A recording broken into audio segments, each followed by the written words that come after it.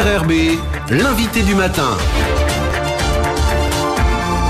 Alors Gilles Ménage, vous recevez ce matin Samuel Nepéhoun, le président du MEDEF-NC, l'organisation patronale qui interpelle les autorités sur l'après-Covid. Oui, absolument. Bonjour Samuel Nepéhoun. Bonjour. Et merci d'avoir accepté notre invitation ce matin. Vous avez donc fait une conférence de presse hier pour attirer l'attention des pouvoirs publics sur un certain nombre de points.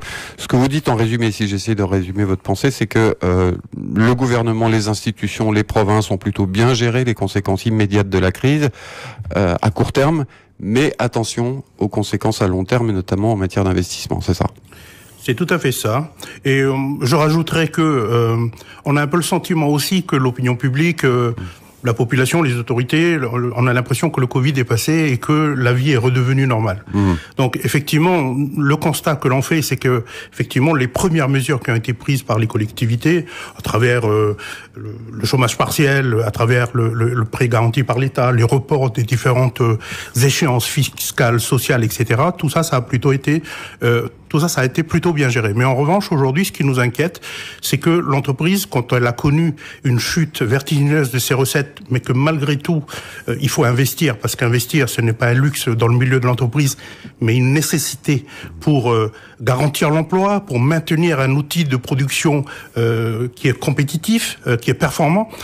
Comment on s'assure qu'on puisse avoir les financements nécessaires pour pouvoir les réaliser. Donc, nous identifions quelques leviers possibles, notamment par exemple l'intervention de fonds des organismes de capital risque, l'intervention par exemple de la BPI, ou encore la transformation du PGE en investissement en prêt plus long terme à des conditions plus avantageuses et connues d'avance. Donc voilà quelques leviers que nous avons identifiés. La seconde chose, ce sont les investissements. Comment les investissements qui ont été engagés on puisse faire en sorte que nos partenaires financiers, et notamment les organismes de défiscalisation, ne fassent pas marche arrière par manque de confiance, par peur d'eux, et alors que les entreprises en ont besoin. Donc, nous sollicitons les différents organismes, tant qu'ils suivent les dispositifs de défiscalisation locale que métropolitaine, mais là également, nous demandons à ce qui est de la part de nos autorités, de nos politiques, mais également les différents relais que l'on peut avoir, et notamment en matière de défiscalisation métropolitaine.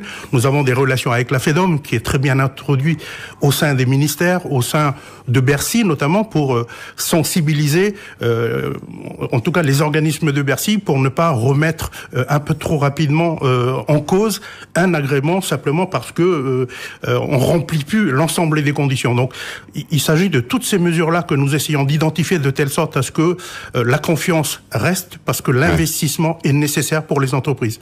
Et enfin, le dernier... Vous demandez un assouplissement en fait d'un certain nombre de règles qui sont un peu trop contraignantes sur le long terme pour les entreprises. Exactement. Quand nous demandons par exemple parce que quand vous regardez bien, on va très vite nous dire oui, mais vous demandez à peu près un peu tout, et pas tout et n'importe quoi, mais presque des demandes à la carte. Oui, mais on est dans une situation très particulière où on a véritablement des situations à la carte. Regardez le cas de nos collègues d'Ercalin. Nos collègues d'Ercalin, ils ont dû décaler l'arrivée du troisième appareil et décaler à 2023 le quatrième appareil. Il faudrait pas qu'en cours de route, la défiscalisation d'Ercalin soit remise en cause. Il faudrait pas que les investisseurs qu'on va devoir trouver pour injecter, en tout cas pour placer en tout cas leurs fonds dans ces programmes-là, on soit heurté à ce genre de difficultés. Donc c'est tout ce travail. Il faut rappeler que la défiscalisation elle est accordée en contrepartie d'un certain nombre d'engagements, créer des emplois, exploiter l'appareil sur une certaine durée. Évidemment, en ce moment, Ercalin peut pas voler normalement. Voilà. Donc il faut sensibiliser l'ensemble des services instructeurs pour que le contexte soit pris en compte. Nous sollicitons également de la part de nos collectivités, notamment du gouvernement, la mise en place d'une cellule qui puisse traiter de manière un peu particulière les demandes. Nous ne demandons pas non plus qu'il y ait des qu'on remette en cause les procédures en profondeur, mais simplement d'assouplir, d'adapter les procédures pour faire en sorte que un technicien, par exemple, qui doit venir en Nouvelle-Calédonie pour faire des interventions sur des gros équipements avec les mesures de quarantaine qui peuvent être soit trop courtes, soit trop longues, et en tout cas nécessitent que les organismes qui doivent nous envoyer ce type de ressources ils hésitent à le faire parce que perdre une ressource comme ça sur une quarantaine de jours, et l'entreprise calédonienne, est-ce qu'elle a les moyens de prendre en charge quelqu'un qui vient pour une intervention d'une semaine, mais il doit rester 3 semaines en Nouvelle-Calédonie? Oui, chaque entreprise est un cas particulier, en fait, et vous demandez au gouvernement de prendre en compte chaque cas, chaque identité. Chaque identité. Un autre exemple, l'ISEE nous révèle que beaucoup d'entreprises calédoniennes, dont notamment le secteur du BTP, passent directement à la liquidation judiciaire au lieu du redressement judiciaire.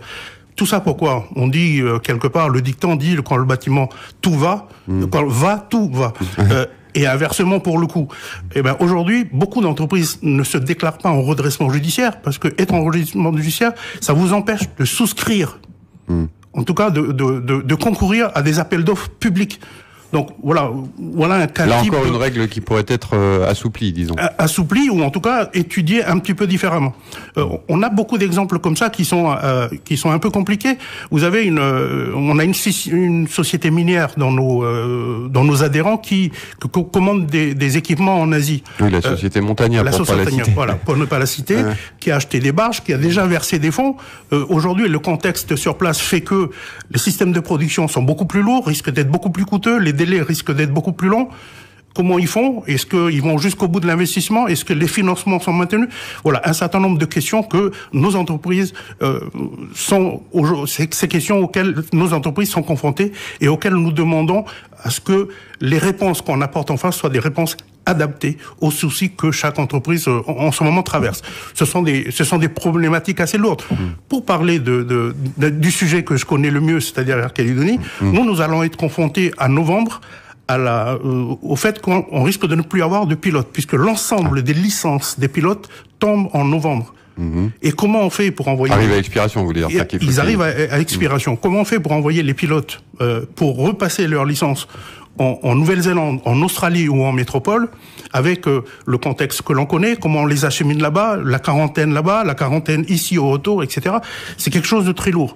Alors, parmi les premières pistes qu'on a déjà regardées entre la métropole, l'Australie et la Nouvelle-Zélande, aujourd'hui, le schéma le plus réaliste et le moins coûteux, ça serait d'envoyer un de nos appareils avec nos pilotes, mais par petits groupes, parce qu'on peut pas non plus les envoyer en même temps, parce que malgré tout, l'exploitation doit continuer. Mais voilà un exemple type de comment on essaie de trouver des solutions. Et la solution qui se dégage aujourd'hui, ça serait d'envoyer un de nos appareils avec nos pilotes en Australie pour pouvoir passer des formations et revenir. Donc vous imaginez juste que ce sont des montages particuliers et qui risquent d'être très coûteux. On a un second exemple qui nous concerne directement aussi. On a un appareil qui pourra plus voler à partir de novembre parce qu'il a besoin de passer sa visite technique et encore une fois, il doit aller à Nelson dans le sud de la Nouvelle-Zélande. On est également confronté à ce genre de choses où il y a la technique, mais il y a des questions diplomatiques, il y a des questions de relations de gouvernement à gouvernement. Donc voilà, on a toute une série d'exemples qui font qu'aujourd'hui, l'entreprise calédonienne est confrontée à un grand nombre de problématiques diverses et variées qu'il va falloir prendre en compte. Ce qu'on comprend de ce que vous dites, Samuel Népehoun, ce matin, c'est qu'effectivement, la vie semble avoir repris son cours normalement. On a même le sentiment que l'économie calédonienne redémarre. C'est le cas d'ailleurs un petit peu dans l'hôtellerie locale, puis qui profite un petit peu du tourisme local, mais qu'en fait, ces apparences sont trompeuses et qu'il faut, si on veut maintenir l'emploi, voire créer des emplois, il faut faire vraiment très attention et adapter toutes les règles, c'est ça? C'est exactement ça, et on dit très clairement, aujourd'hui, à contexte exceptionnel, des mesures exceptionnelles, et c'est comme ça que nous sollicitons nos collectivités, et notamment le gouvernement, pour qu'on ait, pourquoi pas, une cellule dédiée pour pouvoir recevoir toutes ces demandes et pouvoir y apporter des ressources, des réponses appropriées. Samuel Népehoun, président du MEDEF NC, merci d'avoir accepté notre invitation ce matin. Merci à vous.